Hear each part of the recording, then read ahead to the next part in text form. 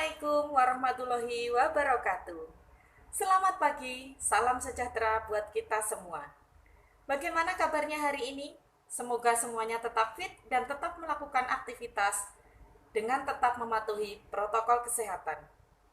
Selamat berjumpa dengan saya, Ibu Elisa Ulfiana SSI TMKes selaku dosen kebidanan Poltekkes Kemenkes Semarang yang akan melaksanakan pengabdian masyarakat di wilayah perumahan Sembung Harjo.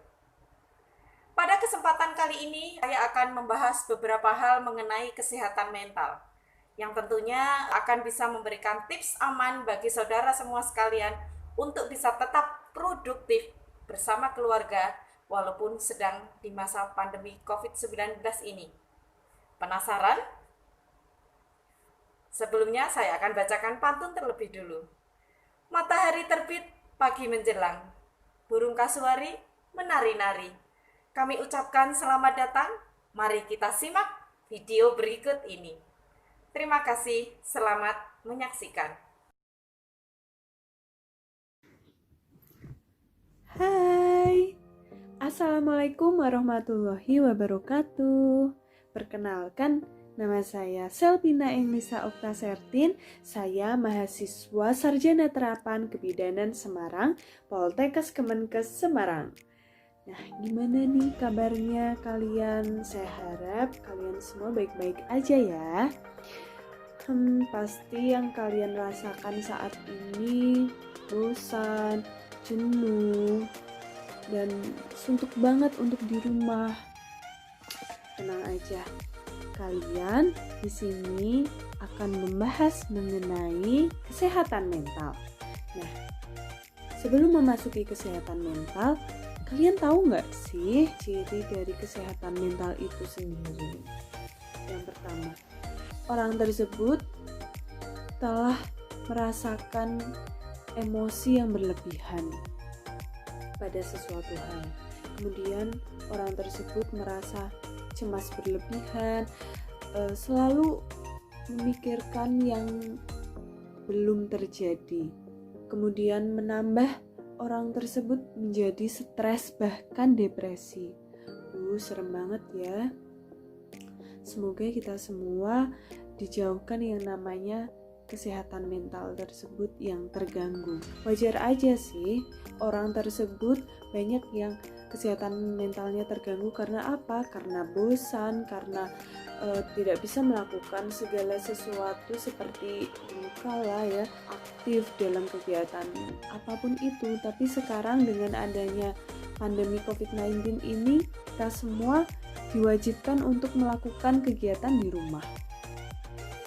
Walaupun sudah diterapkan new normal dengan protokol-protokol kesehatan, namun kita harus tetap berada di rumah. Mungkin kita pergi ke rumah ketika kita benar-benar butuh atau ada sesuatu hal yang sangat penting.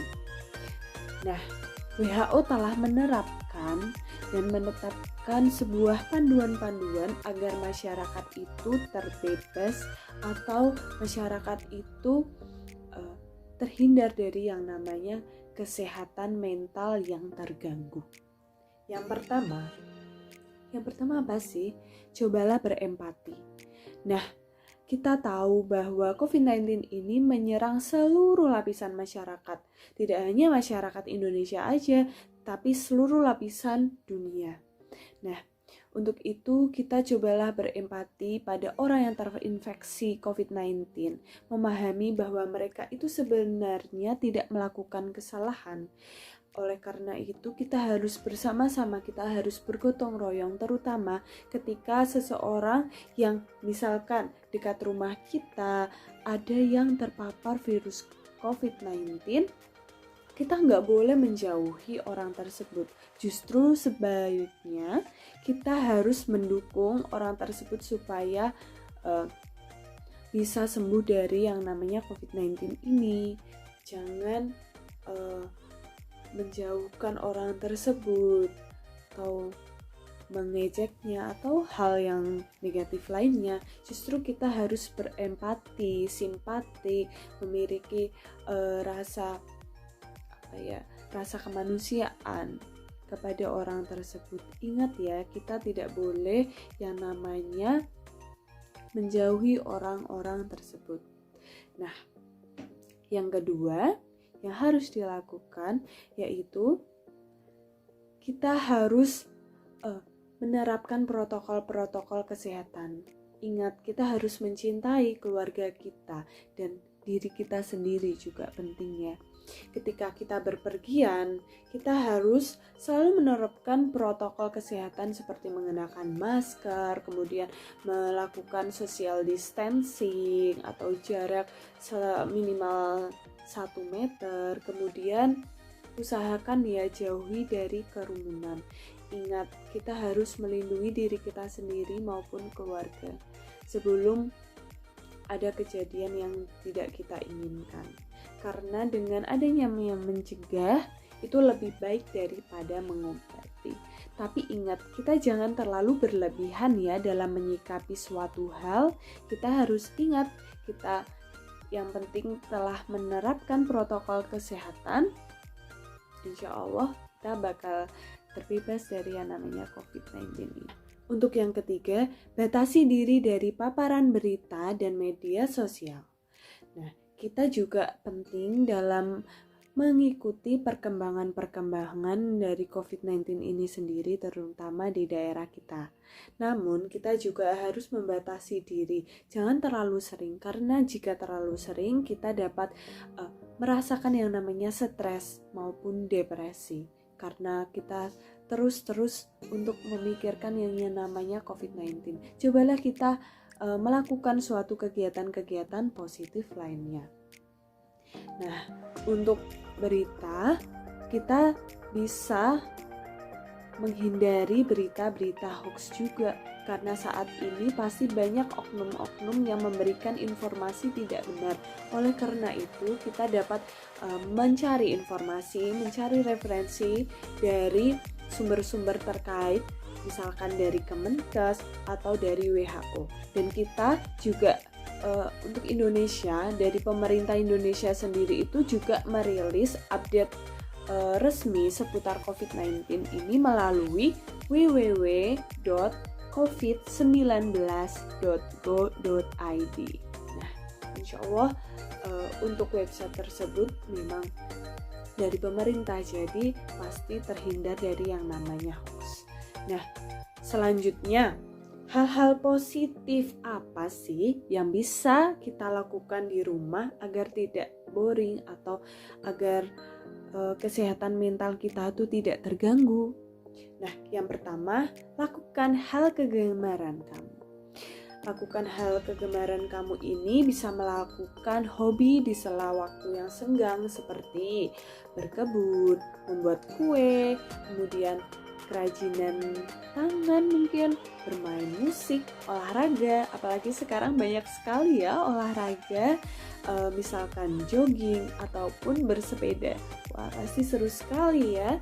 Lakukan kegiatan tersebut bersama keluarga kalian juga, karena supaya mengurangi yang namanya stres. Dengan begitu kalian bisa tetap melakukan quality time bersama keluarga kalian. Kemudian bisa juga nih kalian yang hobi atau gemar melakukan membaca buku bisa. Kemudian nonton film, drama Korea misalkan. Kemudian streaming tokoh inspiratif dunia juga bisa. Kemudian yang kedua, baca berita-berita positif di tengah wabah COVID-19 ini, supaya kita bisa terhindar yang namanya hoax ya, yang telah saya bicarakan tadi. Kemudian yang ketiga, cobalah hal baru. Hal baru ini bisa kalian lakukan seperti misalkan kalian belum pernah yang namanya menjahit, kalian bisa latihan untuk menjahit, kemudian merajut, kemudian bukan merajut asa ya, namun merajut kain. Kemudian bisa juga masak-masak ini yang belum, mungkin memasak kue dan lain sebagainya. Kemudian eksperimen untuk kerajinan bersama anak-anak juga bisa. Jadi kalian di rumah tetap bisa melakukan hal-hal positif di rumah bersama keluarga, tentunya dengan memperhatikan protokol kesehatan juga. Nah, kemudian untuk selanjutnya tetaplah terhubung dengan orang lain, supaya kalian tidak bosan bertemu. Mungkin kalian pasti kangen ya bertemu dengan keluarga, orang tua, atau saudara-saudara yang lain.